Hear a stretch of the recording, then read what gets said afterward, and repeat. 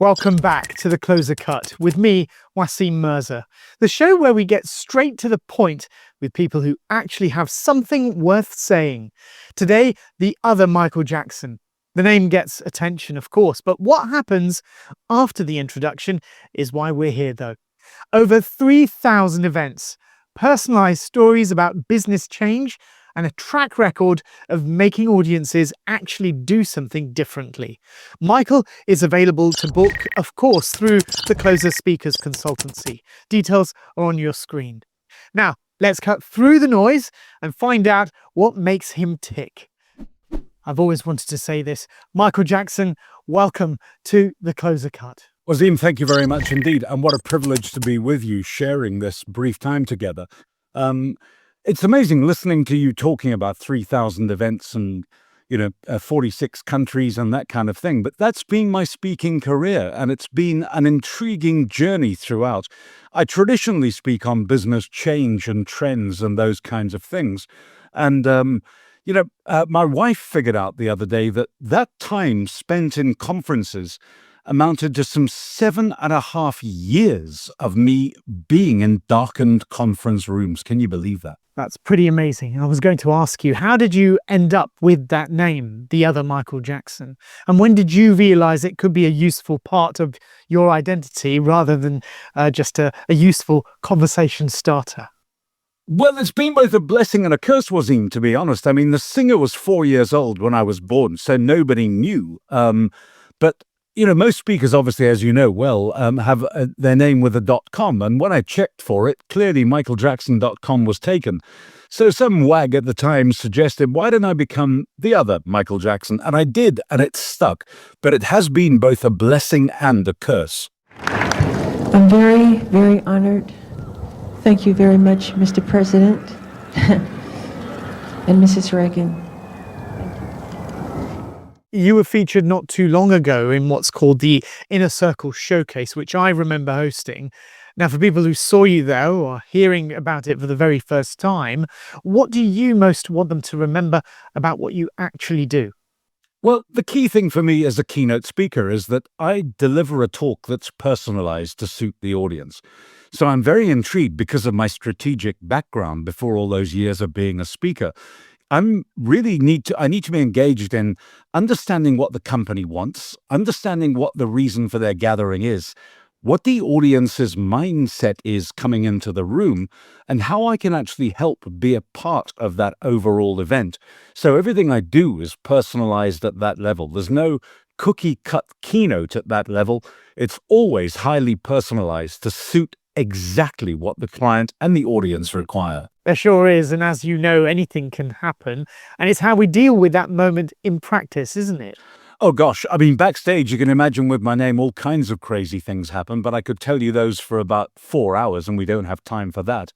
But I think that in terms of what people don't see is the preparation, the stuff that goes into an event. I've just finished an event that was held in London recently. The 4th year in a row that particular client had booked me. And I ran, as well as speaking at it, 3 days of event time for them during a conference gathering. And the reason the client rebooked me, I guess, at that level was my ability to work with all the other speakers as well as the client's story that they required that I could generate for them and tell from the platform. But the key thing was really that I probably spent, with the time I had on stage, about 150 to 180 hours of preparation, making sure that everything was absolutely seamless. So that as the MC, as well as a keynote speaker, I was aware well in advance of what every other speaker was presenting on, and also how it all fitted together. So I even helped the client shape the agenda. Pretty similar, I guess, Waseem, to the way that you work when you work as an MC or facilitator of an event as well. There's a lot of background prep. Now, in a world that keeps throwing change at organizations faster than most people can absorb it, me included, that feels especially useful right now. And that's also something which is right up your street, isn't it? It certainly is. And, I've always believed that a problem that's fully understood is already half solved.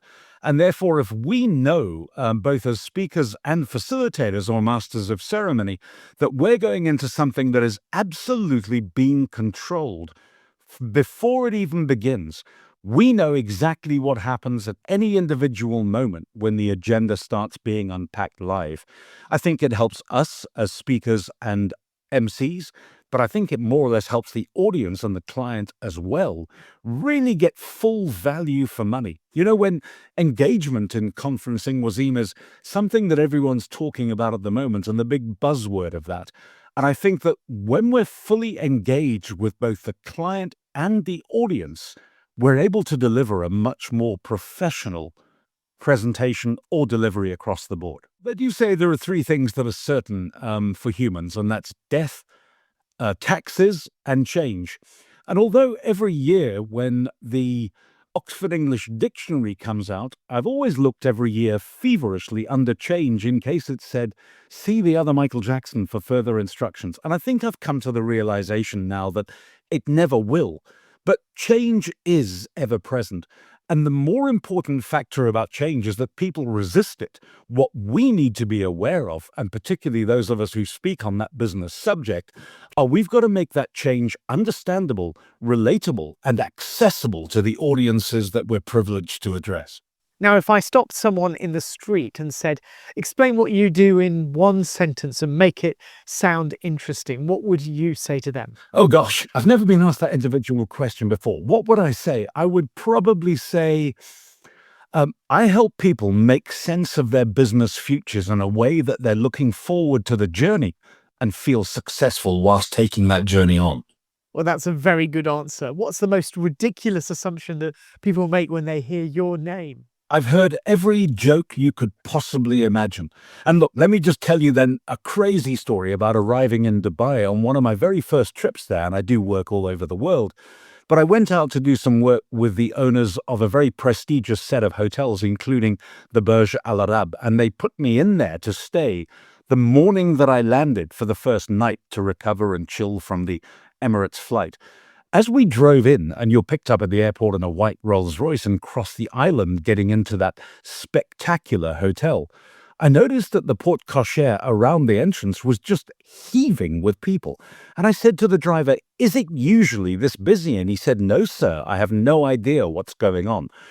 What I and he didn't realize that morning was that as I was landing into Dubai airport, the GM on duty that morning had looked through the arriving guest list and seen Michael Jackson was checking in, which would have been quite natural for the singer. And this is quite a few years ago when he was alive.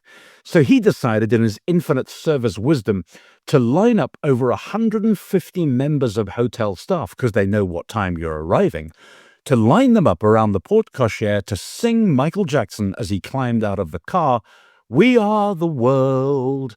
We are the children." And sure enough, the driver came round and opened the car door for me. Boom, everyone burst into song. And I climbed out of the car and they were thinking, well, the bodyguard's here, but where's the singer? They were totally embarrassed when they found out it was me. And they did, though, in all intents and purposes, finish the song with gusto. And I have to tell you that I joined in and enjoyed it myself. That's so great to know. And what a welcome that you had there. It was amazing. Now, when you're at your best on stage, what's the shift that you want people to feel when they leave the stage? Well, I've mentioned the word engage before, and that is a bit of a cliche, but I want them to feel involved. I want them to feel that they've heard a story that relates to them in their way, that not only can they understand, but they've learned something definitive from. And for the most part, it generally happens.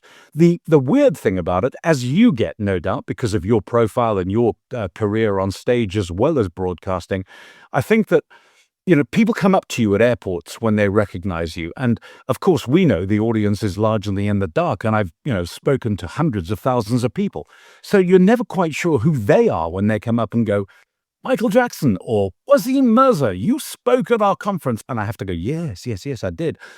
Because honestly, having never met them whilst on stage, or even met them briefly during coffee or the reception before or after, it really is hard to remember the names and faces of over 100,000 people. I'm sure you'll agree. Absolutely. And yet Yet many of them instinctively recognize your voice, and no doubt around the world they know your voice because it's so distinctive, isn't it? As my wife says, I have a great face for radio. Another Another great anecdote. I was sitting with Tom Peters. He and I were working between cities, and he was my hero growing up, the author of In Search of Excellence back in the 80s, who defined customer service. And in the 80s, he stalked stages across the world and his home in America, charging $90,000 for 45 minutes. And I had the privilege of working with him, my hero, at that level. And we were sitting in an airport lounge between these two cities that we were flying to. I, being all deference, had gone to get him a cappuccino. And as I gave it to him and sat down at the table, I said to him, "Tom, do you still get recognized a hell of a lot? Do people come over to you?" And he said, "No, it doesn't happen that much." But as he said that, perfect timing. Some chap made eye contact, saw us sitting there, came wandering over. And I said to Tom Peters, I said, "Get ready, you're signing your first autograph. I hope you got a spare copy of your books." And he said, I'll just sign whatever he wants, but let's be, so I'm okay about it.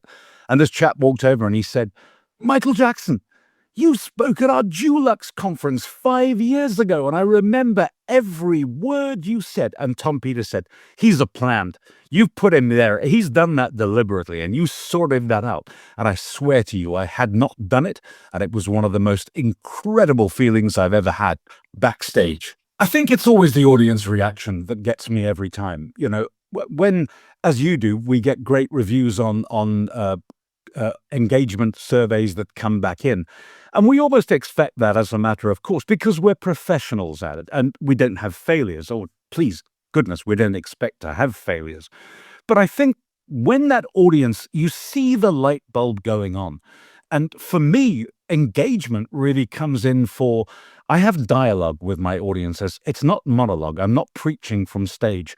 I like to ask my audience stuff in real time, and I take their answers using a handheld in my hand, and they're able to sort of use a desktop messaging service to get questions directly through to me, and I can answer them live and shape keynotes for them live and in real time. And that for me is an absolute joy, because it helps the audience get it. And when they're involved, they feel that they're getting better value from just a speech, but they're actually involved in a conversation with somebody who allegedly knows what they're talking about.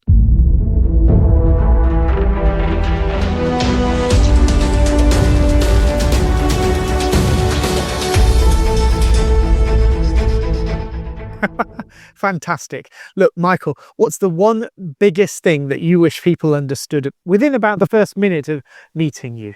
It's a strange title, because is my stuff motivational? I guess it is at some level.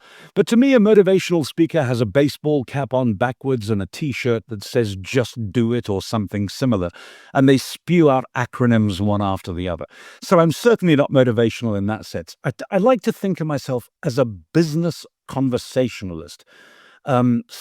It's a very difficult thing, as you know, because when people ask you if you are a motivational speaker, well, I can say, well, it's a part of it, but it's certainly not the be-all and end-all. And it's not particularly because of the backward baseball cap thing that I've seen other people do, which thankfully has fallen out of favor a hell of a lot. It's not a thing I really, really want to be associated with. But hey, awards are awards, and when they come in at you, you accept them with grace, right? Yeah, absolutely. And I guess it's something that people really don't appreciate, the actual difference between a motivational speaker and what I've heard you and read about what you've talked about, the relevant speaker label. Yes, I think relevance is absolutely appropriate. Why does that distinction matter, do you think? I really think it does matter. And there are different types of speakers, as you well know, and there are different types of MCs and facilitators. And you specialize in playing a multiplicity of roles in that arena as well, as I do. And so, it's important that we try and educate the clients on the right naming, the right nomenclature, but it's not that easy, because that phrase, which just trips off the tongue, motivational speaker, seems to be one that the industry, I think, was birthed on, and it's just hung around for a long, long time. Well, you've seen it all over so many countries, so many different time zones and events. What kind of audience do you personally feel that you connect with most quickly?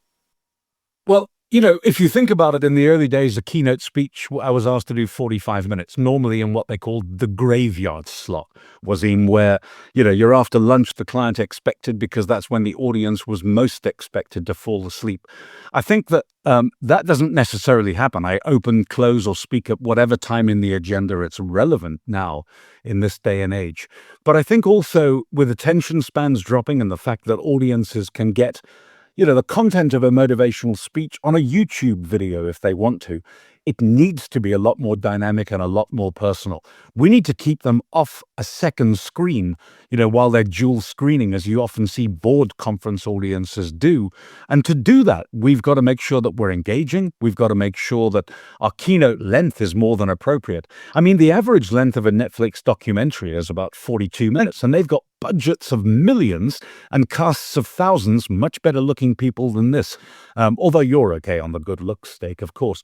But I think we've got to be appropriate. We've got to be time relevant. We've got to be delivering meaningful content in a very constructive manner. And even agendas themselves are being reshaped to allow for things like more networking time and real engaged networking. And just a last quick one, I'm even seeing experiential conferences coming to the fore. I spoke recently at an event where I delivered the keynote as we were involved in a forest walk. No PowerPoint, no slides, just stuff going through. And so I used infographics to give to my audience that they could read along the way whilst I talked the content through for them. So it's all becoming very, very different. Conferencing is changing quite dramatically. Thank goodness. Now, in terms of the message, once it's landed with your audience, what do you hope to make sure survives beyond the applause? That I'm going to deliver exactly what they want, the way that they want it, and the value they're going to receive for the price that you or I charge is actually well covered. It's not just turn up like a panda, eat, shoots, and leaves. There's an awful lot of blood, sweat, and tears that goes into eventing, as you well know too. I don't mind if they're small or large at that level. I mean, I did a recent job in the States with a fireside chat with some celebrity business-wise in front of 2,500 people. But I'm also very comfortable talking to an audience of 15 upwards. It depends on where you are and what the event is for. But I think that, that would probably surmise what I'm most enjoy about it. It's getting up close and personal with people. I want them to take away stuff that they're really going to work on and have available to them. And the best applause of all is when the client comes back and says, "Can we rebook you? We're going to do something else next year that's different. And you're the guy that we want." Michael, if your name walked into the room before you did, what would it say about you, do you think? Getting involved and making sure that what you deliver is so appropriate to the audience concerned. I love it when we're about 5 minutes in and I've got the audience's eyeballs fully trained on me and I can see that they're switched on, engaged, and ready to rock and roll.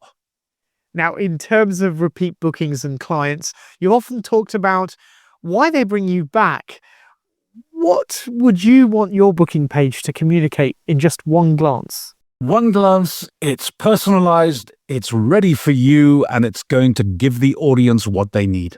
As a closing thought, Waseem, I think that when they're leaving the event, they go, "That was worth my time and my involvement." That's it. Michael Jackson, also known as the other Michael Jackson. Thank you so much for joining me here on The Closer Cut. An absolute pleasure. Thanks for the privilege. And if this episode has sparked ideas for your next event, Michael Jackson is available to book now through the Closer Speakers Consultancy. The full details are on screen and the episode information. And that's all for this edition of The Closer Cut with me, Waseem Mirza. Do like, subscribe, follow, and share. It all helps the show to grow and ensures you don't miss our next guest, the dancer, RADA actress, TEDx speaker, and organization troubleshooter, Jennifer Bryan. Until next time, keep it smart, keep it sharp, keep it cutting closer. Bye-bye.